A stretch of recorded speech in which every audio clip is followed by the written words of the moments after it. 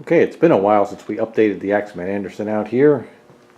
It's one of the reasons I haven't really updated it is because it's been working phenomenally well. Yeah, Kitty agrees. She says it's working really well. Here's some of the ash. Here's some of the clinkers that it makes. Clinkers are a normal part of the operation of an Axeman Anderson. And I think if you're not getting clinkers, it's a problem. But this one is making really nice clinkers now. So basically, over the past month or so, well, more than a month, one of the first things we did was reduce the size of this pulley here from 5 inches to 3 inches, which it's a 3-inch pulley to 3-inch pulley, so that means the fan is actually running at 1725 RPM, same as the motor. The other big change we made was we added this motor to run the gearbox, which spins the auger, and this, turn on here for a second, this cam lobe on the auger actually is the thing that makes it ash. So that pushes this rod down, which pushes this, serrated, well, it's not serrated gear, but it's a kind of a drum gear. It has teeth on it. So this pushing down once every auger rotation makes this turn around, which if we open this up and looked inside, you would see that the grate sits back here that the fire sits on actually will move very slowly back and forth. So we've slowed this whole motion down a lot. It's stock, the auger will turn at about a little over 8 RPM. Right now it is spinning at 2.3 RPM. That's a very substantial difference in the amount of rotation of the auger.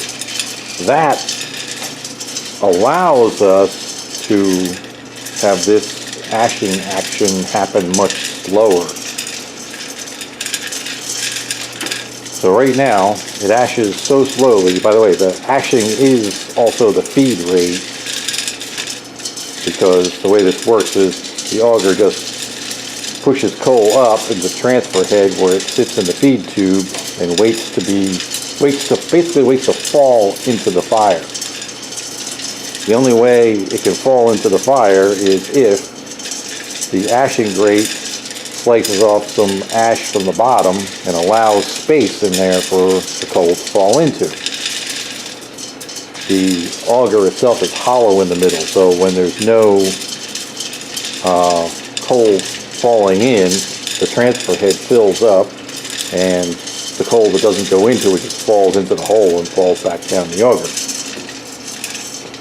So this is all happening really slowly now, so this is basically what I've calculated anyway, is it's basically turned the boiler into like a 44,000 BTU boiler, which is kind of sounds ridiculously small, but the heat loss calculation on my house is only about 32,000 BTU per hour, so it's not that crazy really. And we've just had wicked cold temperatures. I don't know, it's probably 15 degrees outside right now. Over the past couple days it's been down below zero at night.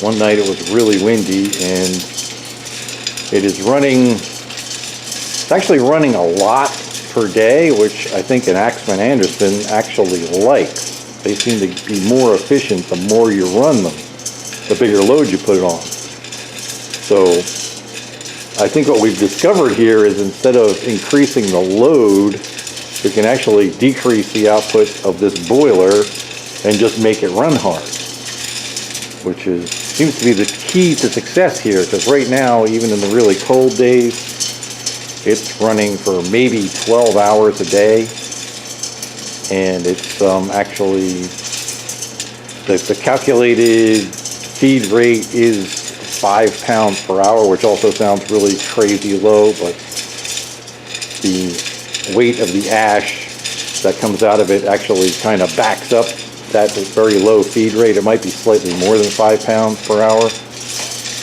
and it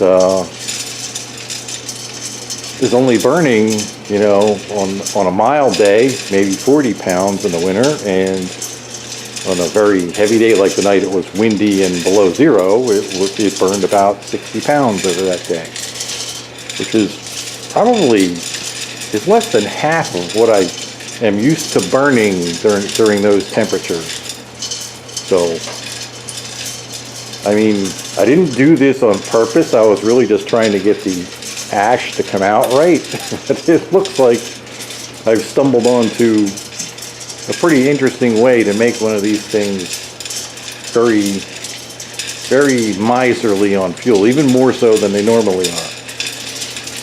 Now, that really wouldn't work if your load is bigger than mine. I mean, my house is pretty small, so if you had a 3,000 square foot house or whatever, and it requires 90,000 BTUs to keep it warm where it is in the world, then you're going to burn more coal. But I think the key takeaway here is if you have a small house, a small BTU load, you can actually change one of these boilers to actually match it, which is really pretty interesting.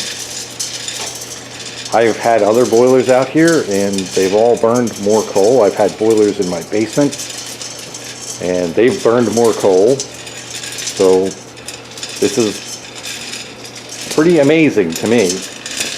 The main components that I used to do this were, this is a standard 1725 RPM, basically an oil burner. It was off of an EFM Stoker that I got. The 1/6 horsepower, 1/6 horsepower, thermally protected. And I just made this bracket out of a piece of angle iron. It's got a little spacer that I made out of a piece of pipe.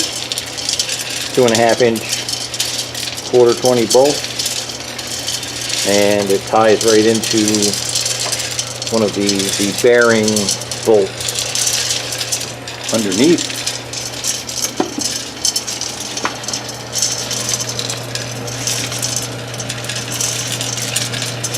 Underneath this is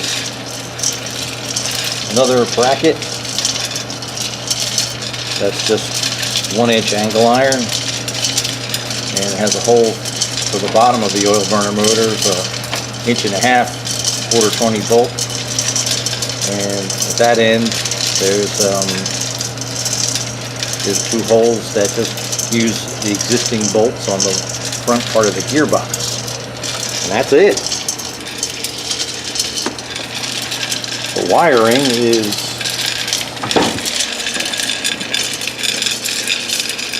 run to, I mean, this is actually a triple aquastat that I had that was bad, so a regular Honeywell relay will do fine. Basically, the power comes from the same power out of this box here that would run to the original motor on the other side there, and you just use that as the hot to the relay, and you take the AC wires that went to the anthrostat here, and you run them. Well, I basically use those as the hot wires for this. So basically, you would take this out of the anthrostat and connect it here. Then you have to go into box here and take the hot wire and put it on the same hot wire as the motor over there. Sorry, that's kind of a confusing way to say that, but that's basically how it is. Basically, this is just the hot from the other motor,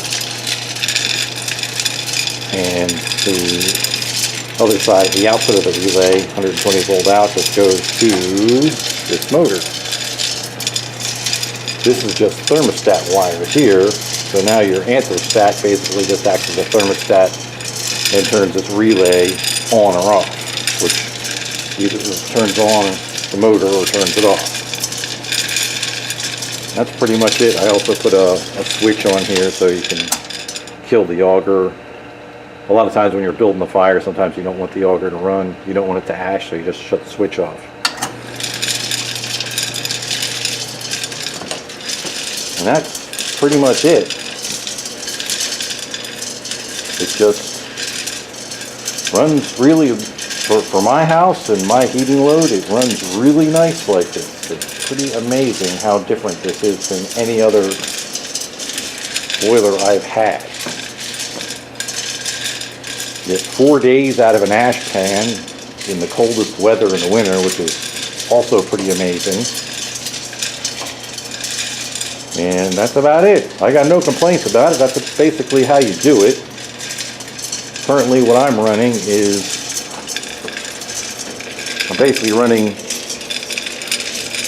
2 teeth on the ashing gear, but it's kind of in the middle, so it really is running more like 2 teeth half of the time and then 3 teeth the other half of the time. So I call it 2.5 teeth. Running a 2-inch pulley on this motor, a 6-inch pulley on the gearbox to get the 2.3 RPM for the auger, and as we said before, a 3-inch pulley on the lower motor and a 3-inch pulley on the fan itself, making it 1725 RPM. And that's how slow it goes. It's way slower than it ever was before. Also makes it a lot quieter too. Little side benefit. That's it for now.